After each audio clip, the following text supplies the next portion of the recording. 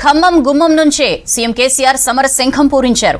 దేశానికి బీఆర్ఎస్ అవసరమేంటో చెబుతూనే తాము అధికారంలోకి వస్తే ఎలాంటి మార్పులు చేస్తామనేది స్పష్టంగా వివరించారు. దేశంలో కరెంటు సమస్యను పరిష్కరిస్తామని భరోసా ఇచ్చారు. 2 ఏళ్లలో వెలుగు జిలుగుల భారత్ నిర్మిస్తామని హామీ ఇచ్చారు.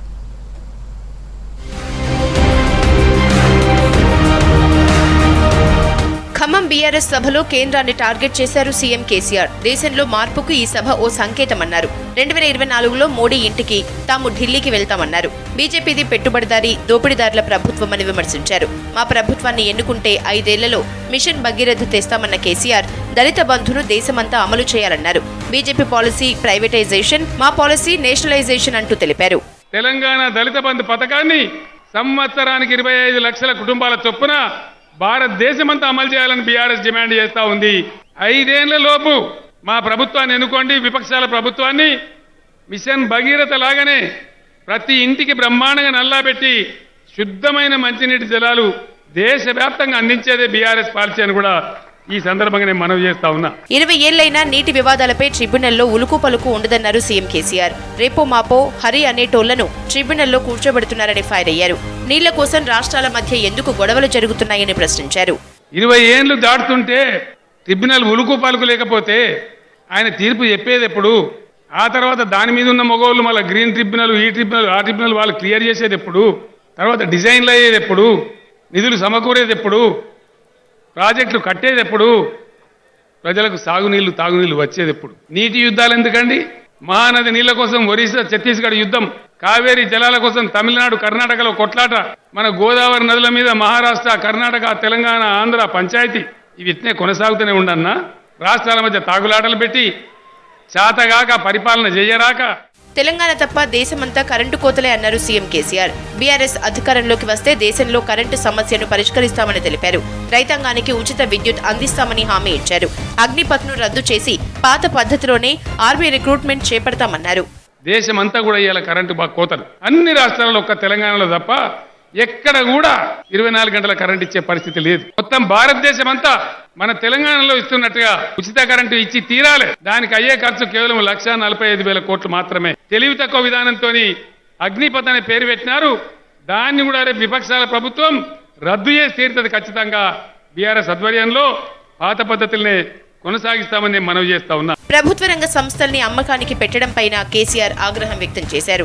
బీఆర్ఎస్ అధికారంలోకి వస్తే ఎల్ఐసి విశాఖ ఉక్కు ఫ్యాక్టరీని జాతీయం చేస్తామని ప్రకటించారు. మహిళలకు చట్టసభల్లో 33% రిజర్వేషన్లు కల్పిస్తామని హామీ ఇచ్చారు ముఖ్యమంత్రి. ఖమ్మం బీఆర్ఎస్ సభ వేదికగా కేంద్రంపై సమర శంఖం పూరించారు విపక్ష నేతలు. ప్రధాని మోడీ టార్గెట్ గా విమర్శలు గుప్పించారు. దేశ ప్రజలు మార్పు కోరుకుంటున్నారని, 2024లో ప్రజలు మోడీ సర్కార్ను ఓడించేందుకు రెడీగా ఉన్నామనే సంకేతాలిచ్చారు.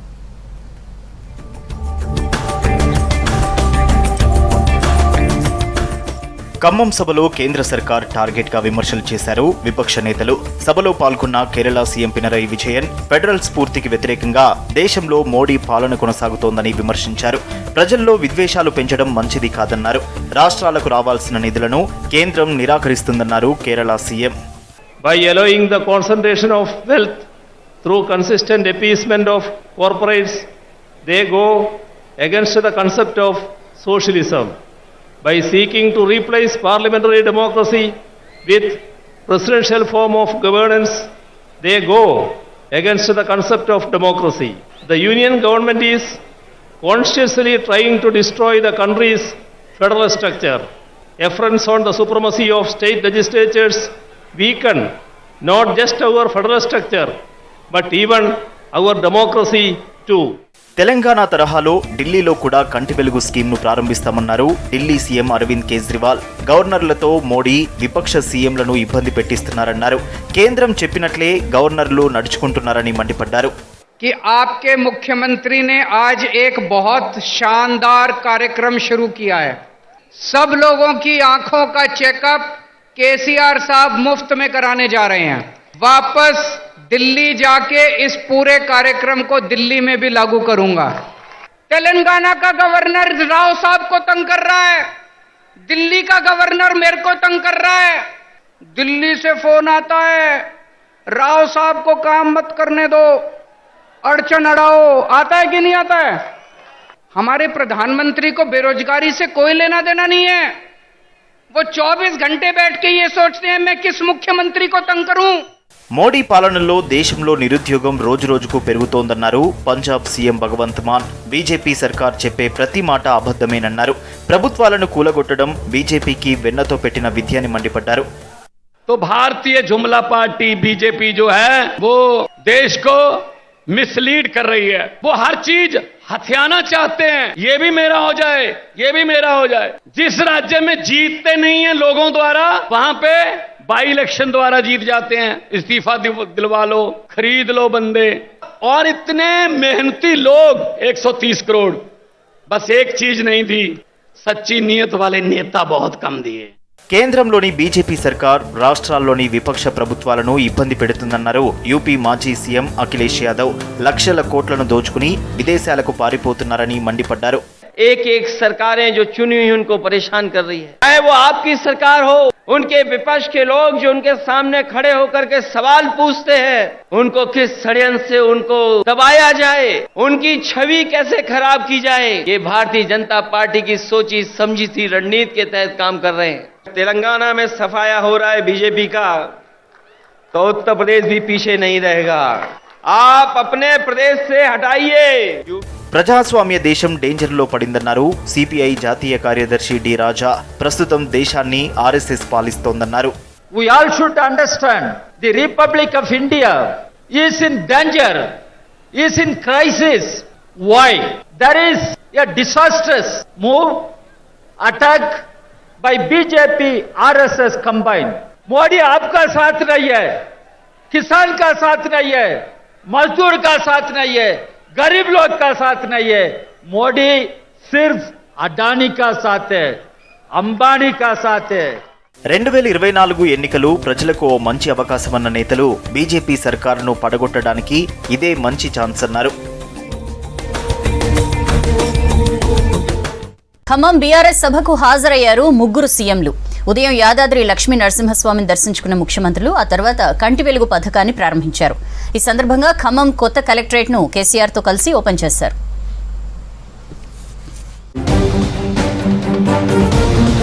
ఖమ్మం సభ కోసం వచ్చిన ముగ్గురు ముఖ్యమంత్రులు పినరయి విజయన్, కేజ్రీవాల్, భగవంత్ మాన్తో పాటు యూపీ మాజీ సీఎం అఖిలేష్ యాదవ్, సిపిఐ జాతీయ కార్యదర్శి డి రాజా ప్రగతి భవన్ వెళ్లారు. అక్కడ సీఎం కేసీఆర్తో కలిసి బ్రేక్ఫాస్ట్ చేశారు.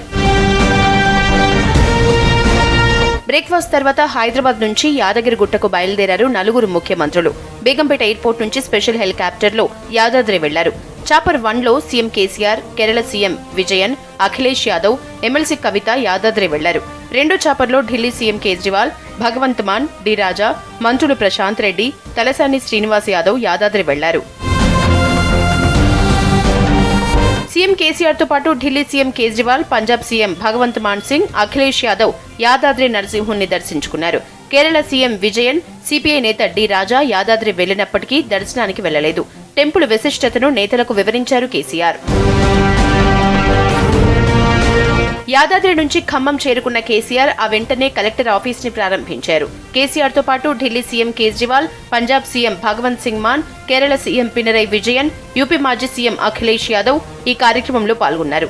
కలెక్టరేట్ భవనం రిబ్బన్ కట్ చేశారు Delhi CM Kejriwal. Khammam medical college శంకుస్థాపన శిలా ఫలకాన్ని ఆవిష్కరించారు సీఎం కేసీఆర్. ఖమ్మం కలెక్టర్ గౌతమ్ ను సీట్లో కూర్చోబెట్టి బొకే ఇచ్చారు కేసీఆర్. కలెక్టరేట్ ప్రారంభోత్సవానికి వచ్చిన సీఎల్పీ నేత భట్టి విక్రమార్కను జాతీయ నేతలకు స్పెషల్ గా పరిచయం చేశారు. ఖమ్మంలో రెండో విడత కంటి వెలుగు కార్యక్రమాన్ని సీఎం కేసీఆర్ తో పాటు 3 రాష్ట్రాల సీఎంలు అఖిలేష్ యాదవ్, డి రాజా కలిసి ప్రారంభించారు. అనంతరం కంటి వెలుగు లబ్ధిదారులకు జాతీయ నేతలు కంటి అద్దాల్ని అందజేశారు. కంటి వెలుగు కార్యక్రమం గురించి జాతీయ నేతలకు మంత్రి హరీష్ రావు, సిఎస్ శాంతికుమారి వివరించారు.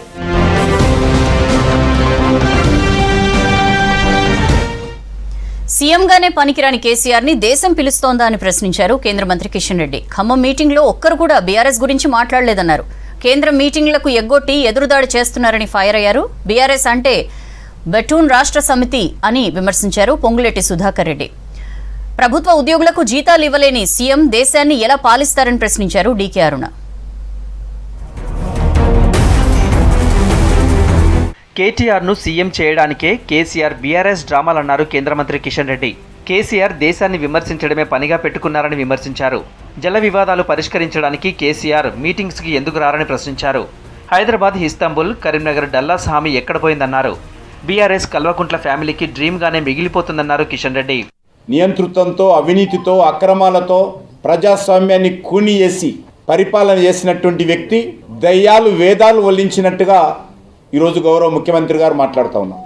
అది కల్వకుంట్ల కుటుంబం కోసమే అంతరాత్మ తప్ప బయట వాళ్ళకి ఆయనకు అంతరాత్మ లేదు. నేను లండన్ చేస్తాయా, వరంగల్ను, హైదరాబాద్ను ఇస్తాంబుల్ చేస్తా, లేకపోతే కరీంనగర్ను న్యూయార్క్ చేస్తా, చాలా రకాల హామీలు ఇచ్చారు. మీరు ఎక్కడ పోయినా మీ హామీలను అడుగుతా ఉన్నాను. ఆ వెలుగేందో జిలిగేందో ఈరోజు తెలుస్తున్నది. ఫామ్ హౌస్లో వెలుగున్నది, ప్రగతి భవన్లో వెలుగున్నది, ప్రజల హృదయాలలో వెలుగు లేదు, బాధగా ఉన్నది. బీఆర్ఎస్ ఆవిర్భావ సభ అబద్ధాలకు కేరాఫ్గా మారిందన్నారు BJP senior leader Ponguleti Sudhakar Reddy. మోడీని తిట్టడానికే కేసీఆర్ జాతీయ లీడర్లతో మీటింగ్ పెట్టారన్నారు. రాష్ట్రంలో అవినీతి పాలన నడుస్తోందని ఫైర్ అయ్యారు. బీఆర్ఎస్ అంటే బెలూన్ రాష్ట్ర సమితి అని విమర్శించారు. ఖమ్మం సభకి వచ్చిన సీఎంలు వారి రాష్ట్రాల్లోనే పాలన చక్కగా లేదన్నారు పొంగులేటి.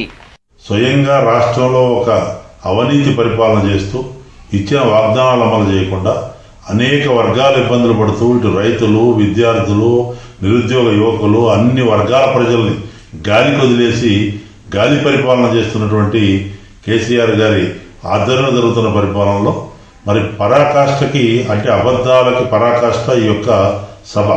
కేసీఆర్ ఢిల్లీకి పోవడం కాదు, గల్లీలోనే ఉండకుండా తెలంగాణ ప్రజలు చేస్తారన్నారు బీజేపీ జాతీయ ఉపాధ్యక్షురాలు డీకే అరుణ. ప్రభుత్వ ఉద్యోగులకు జీతాలు ఇవ్వలేని సీఎం దేశాన్ని ఎలా పాలిస్తారని ప్రశ్నించారు. కేసీఆర్ మాటల్ని సీరియస్గా తీసుకోవాల్సిన అవసరం లేదన్నారు. టీఆర్ఎస్ చేసిందేమీ లేదు, ఇప్పుడు బీఆర్ఎస్తో కొత్తగా చేయబోయేదేమీ లేదని విమర్శించారు. కర్ణాటక కాంగ్రెస్ ఎమ్మెల్యేలను కొనేందుకు కేసీఆర్ ప్రయత్నించారన్నారు కాంగ్రెస్ నేతలు. ఎమ్మెల్యేలకు కేసీఆర్ 500 కోట్ల ఆఫర్ ఇచ్చారని ఆరోపించారు. కేసీఆర్ ప్రాజెక్టులపై మాట్లాడితే కృష్ణారెడ్డి కనిపించారని విమర్శించారు. రైతులకు బేడీలు వేసిన కేసీఆర్ రైతుల గురించి మాట్లాడడం హాస్యాస్పదంగా ఉందన్నారు లీడర్లు.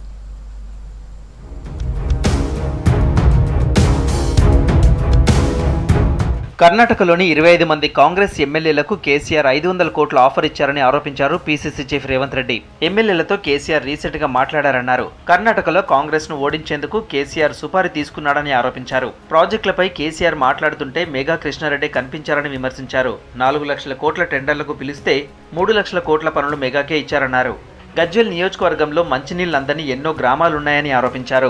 సాగునీటి ప్రాజెక్టులు, తాగునీటి ప్రాజెక్టుల గురించి మాట్లాడుతుంటే తెర మీద ఆయన కనిపించలే, మెగా కృష్ణారెడ్డే కనిపించాడు. 4 లక్షల కోట్ల టెండర్లు పిలిస్తే 3 లక్షల కోట్లు ఆ సంస్థ కట్టబెట్టి చంద్రశేఖరరావు గారు ప్రశాంత్ కిషోర్తో కూడా కర్ణాటక రాష్ట్రంలో సర్వే నివేదికలు తెప్పించుకొని 25 నుంచి 30 సీట్లు కాంగ్రెస్ పార్టీని ఓడించడానికి కాంగ్రెస్ పార్టీ అంతర్గతంగా ఉన్న నాయకులను ఫామ్ హౌస్ కు పిలిపించి బేరసారాలు చేసి 500 కోట్ల రూపాయలు ఆఫర్ ఇచ్చిన మాట వాస్తవం కాదా? ఫిబ్రవరి లాస్ట్ వీక్ లో కేసీఆర్ ప్రభుత్వాన్ని రద్దు చేస్తారన్నారు పీసీసీ చీఫ్ రేవంత్ రెడ్డి.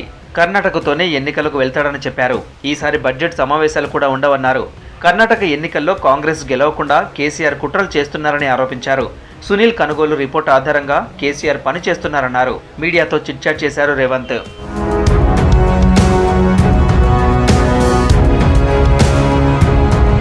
కేసీఆర్ కు పేదల కష్టాలు పట్టవన్నారు మాజీ ఎంపీ పొన్నం ప్రభాకర్. గౌరవెల్లి ప్రాజెక్టు నిర్మాణం పూర్తి చేయకపోవడం సర్కార్ వైఫల్యానికి నిదర్శనమన్నారు. సిద్దిపేట జిల్లా హుస్నాబాద్ నియోజకవర్గంలోని గౌరవెల్లి గండిపల్లి ప్రాజెక్టు భూ నిర్వాసితులు దీక్షకు మద్దతు తెలిపారు పొన్నం. భూ నిర్వాసితుల న్యాయమైన డిమాండ్లను వెంటనే పరిష్కరించాలని డిమాండ్ చేశారు. తెలంగాణ పదం తీసేసిండు. ఇక్కడ వీళ్ళందరికీ సమస్యలుంటే పంజాబ్ లో రైతులు తెచ్చిపోతే పైసలు ఇచ్చేస్తాడు, ఇక్కడ రావాలట. ముఖ్యమంత్రి తెలంగాణ రాష్ట్రానికి నువ్వు ఈ తెలంగాణ సమస్యలున్నాయి ఇవి వదిలిపెట్టి హర్యానా రైతులకు చనిపోయిన వాళ్ళకి ఇస్తా ఉంటాడా? పోయి చచ్చిండు, చెక్కులు పాస్ కాలేదట. అట్లా కూడా తెలంగాణ సిగ్గువాయి. ఇక మొత్తం దోపకం అంతా దేశం మీద వరాలట. రైతులకు బేడీలు వేసిన చరిత్ర కేసీఆర్ది అన్నారు మాజీ మంత్రి పొన్నాల లక్ష్మయ్య. దేశంలో రైతు రాజ్యం తీసుకొస్తామని కేసీఆర్ చెప్పడం హాస్యాస్పదంగా ఉందన్నారు. అక్రమంగా సంపాదించిన డబ్బుతోనే దేశ రాజకీయాలకు వెళ్తున్నారని విమర్శించారు. కేసీఆర్ గారు దేశంలో రైతు రాజ్యం తీసుకొస్తారని మాట్లాడారు. ఇవాళ రైతుల గురించి తెలంగాణలో మేలు చేశానని చెప్పుకొని జాతీయ స్థాయిలో రైతు రాజ్యం తీసుకొస్తానని చెప్పే పెద్ద మాటలు ఏవైతే ఉన్నాయో నేను అడిగే ప్రశ్నలకు సమాధానం చెప్తావా కేసీఆర్ గారు? రైతుల సంక్షేమం నడుస్తూ ఉందా? ఆశించిన రీతిలో జరుగుతూ ఉన్నదా? చెప్పిన రీతిలో జరుగుతూ ఉందా? ప్రచారం మాత్రమే చేస్తున్నావా? దీనికి సమాధానాలు చెప్తావా? వరంగల్ పశ్చిమ ఎమ్మెల్యే దాస్యం వినయ్ భాస్కర్ కబ్జాలకు కేర్ ఆఫ్ అడ్రస్ అన్నారు హన్మకొండ కాంగ్రెస్ అధ్యక్షుడు నాయని రాజేందర్. దాస్యం బ్రదర్స్ భూ కబ్జాలతో అరాచకం చేస్తున్నారని మండిపడ్డారు. త్వరలోనే వినయ్ భాస్కర్ ఆస్తుల చిట్టాను విప్పుతానన్నారు. కొందరు కార్పొరేటర్లు కబ్జాలు పెట్టి గోసపుచ్చుకుంటున్నారు ప్రజలని. దానికి మన ముఖ్య నాయకుడు వినయ్ భాస్కర్ గారు వారి ఆదర్శ ప్రకారం వీళ్ళు నడుస్తాం. ముఖ్యమంత్రులు 1,00,000 కోట్ల గెలిపోయారు, ఎమ్మెల్యేలు 1,000 కోట్ల గెలిపోయినరు. ఇక కార్పొరేటర్ మేమేమో తక్కువ అని రోజు 2 పోటీ పడుతున్నారు. చూడండి మీ యొక్క దౌర్జన్యాలు కబ్జాలు మాకేం తెలియదని చెప్పి నంగ నాటకాలు ఆడుతున్నారు. చూసినా వీటికి జవాబు చెప్పాలి ఇవాళ మీరు. కాంగ్రెస్ వార్ రూమ్ కేసు విచారణలో భాగంగా సైబర్ క్రైమ్ పోలీసుల ముందు హాజరయ్యారు పిసిసి ఉపాధ్యక్షులు మల్లు రవి. పోలీసులు ఏ అంశంపై విచారిస్తారన్న సమాచారం తనకు లేదన్నారు. పోలీసులు అడిగే ప్రశ్నలకు సహకరిస్తారని చెప్పారు. విచారణ తర్వాత పోలీసులు వార్ రూమ్ నుంచి తెచ్చిన తమ పార్టీ విలువైన సమాచారాన్ని ఇవ్వాలని కోరుతానన్నారు మల్లు రవి.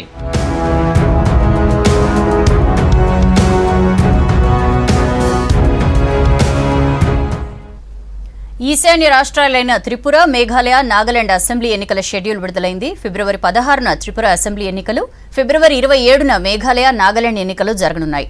మార్చి 2న 3 రాష్ట్రాల ఎన్నికల ఫలితాలు ప్రకటిస్తామని కేంద్ర ఎన్నికల సంఘం ప్రకటించింది. దీంతో పాటు అరుణాచల్ ప్రదేశ్, జార్ఖండ్, తమిళనాడులోని ఒక్కో అసెంబ్లీ స్థానానికి బైపోల్ షెడ్యూల్ రిలీజ్ అయింది.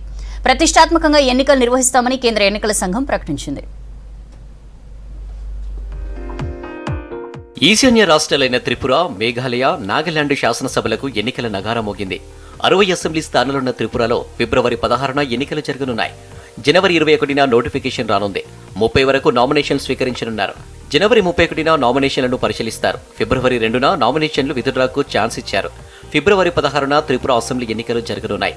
60 అసెంబ్లీ స్థానాలున్న త్రిపురలో 20 స్థానాలు గిరిజనులకు రిజర్వ్ చేసినట్లు సిఇసి రాజీవ్ కుమార్ ప్రకటించారు. As usual, we would like to again mention you that we salute our heroes of democracy. These are our 80+ and 100+ voters. And to give you a glimpse of the beautiful states of Tripura, Meghalaya and Nagaland, these are our old voters, very respected voters, very happy voters. And the Form 12D would be available to them in these 3 states also from the 5th day onwards after nomination. Meghalaya, Nagaland అసెంబ్లీలకు ఫిబ్రవరి 27న polling నిర్వహించేందుకు కేంద్ర ఎన్నికల సంఘం ఏర్పాట్లు చేసింది. జనవరి 31న ఈ 2 రాష్ట్రాలకు నోటిఫికేషన్ వెలువడనుంది. ఫిబ్రవరి 7 వరకు నామినేషన్లను స్వీకరించనున్నారు.